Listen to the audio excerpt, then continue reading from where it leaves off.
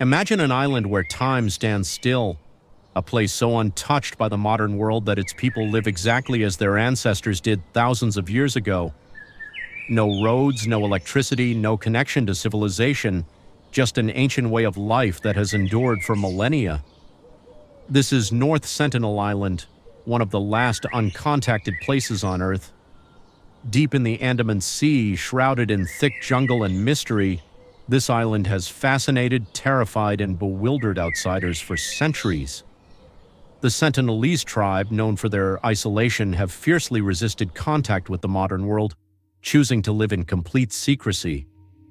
But why? What makes them so hostile toward outsiders? Could they be protecting a secret the world isn't ready to uncover? Over the years, many have attempted to reach them. From ancient traders to colonial officers, from anthropologists to rogue missionaries, all have tried and failed.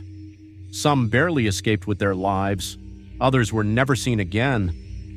And then there are the stories, whispered among sailors and researchers, about why the Sentinelese refuse to be part of our world. Are they simply defending their way of life, or is there something more, something we have yet to understand?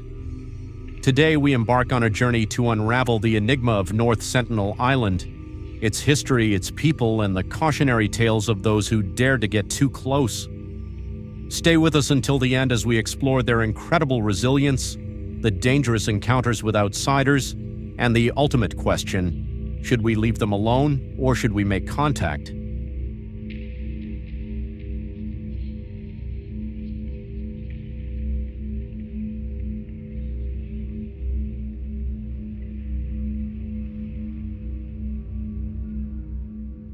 Throughout history, humans have explored and conquered new lands. From the great empires of Rome and Persia to the seafaring Norsemen and Spanish conquistadors, humanity has always sought to discover what lies beyond the horizon. But North Sentinel Island has remained an anomaly, an island that refuses to be tamed. The first known mention of these islands appears in ancient Roman texts from the 2nd century AD. These writings describe the region as inhabited by fierce and untamed people, living in complete isolation from the outside world. Later in the 11th century, a Chinese traveler passing through the region documented similar accounts, stating that the islanders were hostile and feared outsiders. The Arab merchants who sailed past the Andaman Islands in the 8th and 9th centuries also had terrifying stories to tell. European explorers of the 16th and 17th centuries recorded similar encounters. Some described seeing dark figures lurking in the shadows of the jungle, watching them with silent hostility. Others spoke of warning shots fired from bows, arrows whistling through the air, long before the intruders could even set foot on shore. This was a clear message: you are not welcome here. In the late 18th century, when the British East India Company began charting the islands, they encountered something unexpected. The indigenous tribes were not only isolated but incredibly aggressive toward any outsider who dared to step onto their land. Most of these early encounters ended in bloodshed, but one event in particular changed the fate of North Sentinel Island forever. In 1880, a British officer named Maurice Vidal Portman led an expedition to the island, attempting to civilize the Sentinelese, as the British had done with other tribes in the region. Portman had already successfully made contact with other Andamanese tribes, and he believed North Sentinel Island would be no different. But he was wrong. Portman and his men scoured the island for days, but the Sentinelese had vanished into the jungle. Then they found them, an elderly couple and 4 children.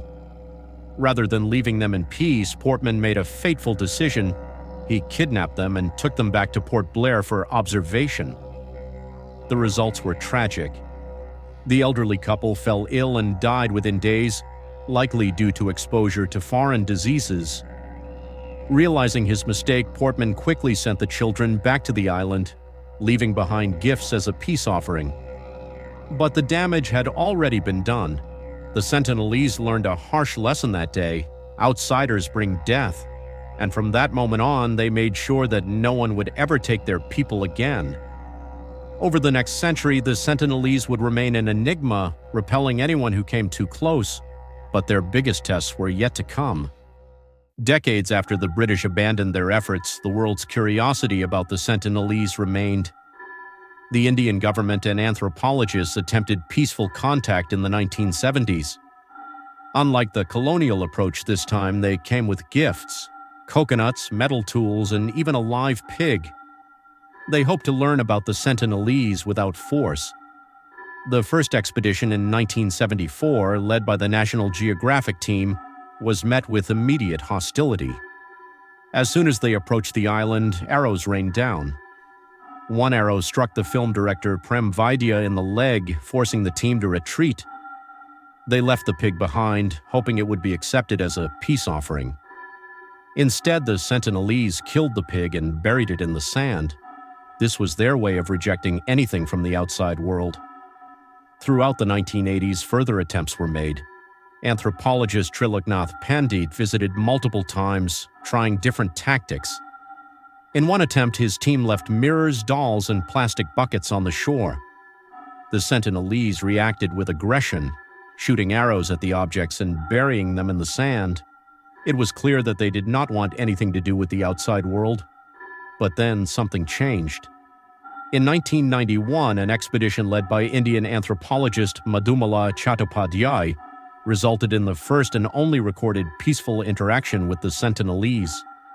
She and her team offered coconuts, and for the first time, the Sentinelese took them without hostility. One Sentinelese woman even stopped a warrior from drawing his bow, signaling that they were willing to accept the gifts. This moment gave researchers hope that peaceful contact was possible, but just as quickly as it happened, the opportunity disappeared. After 1997, the Sentinelese returned to their aggressive stance, and the Indian government eventually abandoned all contact attempts, realizing that their presence was only disturbing the tribe's natural way of life. One of the most tragic and controversial incidents involving the Sentinelese happened in November 2018. John Allen Chow, a 26-year-old American missionary, believed he had a divine calling to bring Christianity to the Sentinelese. Despite knowing it was illegal, he bribed a local fisherman to secretly take him near the island. On his first attempt, he paddled towards the shore in a kayak, carrying a Bible, a football, and small gifts. He called out to the Sentinelese, saying, "My name is John, I love you, and Jesus loves you." The response was immediate. Arrows flew toward him, forcing him to flee. That night, he wrote in his diary, questioning if this island was Satan's last stronghold on Earth. Despite the clear warning, Chow returned the next day. This time, he did not come back. Fishermen later saw the Sentinelese dragging a lifeless body across the beach and burying it in the sand. His death sparked global debate. Was he a martyr, or had he recklessly endangered both himself and the tribe? Many pointed out that his presence alone could have exposed the Sentinelese to deadly diseases. The Indian government reaffirmed its decision to leave the island alone, stating that no attempts would be made to retrieve Chow's body. As the world debates their fate, one question remains: should we ever contact the Sentinelese? Some argue that modern medicine and education could improve their lives.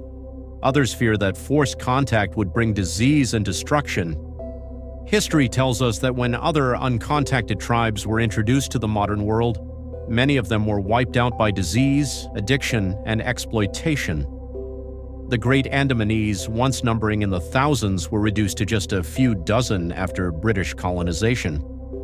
If the Sentinelese were to experience the same fate, their ancient way of life could vanish forever. For now, the Indian government has chosen to let them be. The area surrounding the island is strictly off-limits, with a 5-kilometer exclusion zone. Perhaps in an age where technology connects the world, North Sentinel Island stands as a reminder some mysteries are meant to remain unsolved. If you enjoyed this deep dive, make sure to like, subscribe, and hit the notification bell for more intriguing stories from around the world.